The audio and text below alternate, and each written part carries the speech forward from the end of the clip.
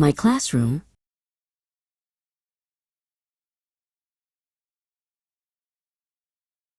My classroom is a large room, full of brightly colored pictures.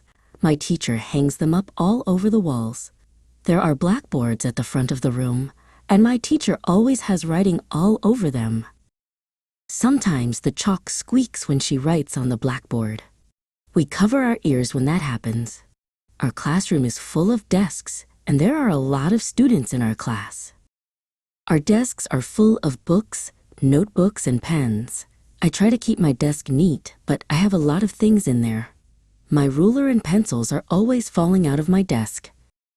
At the back of the room is a bookcase full of books. We can sign those books out and take them home to read.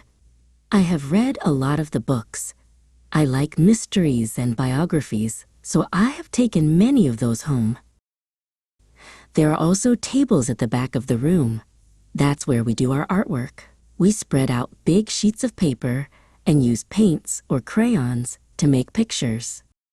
Sometimes we cut things out of magazines with scissors and we glue pictures to the paper. I like art class. After school, my friends and I often erase the blackboards for the teacher.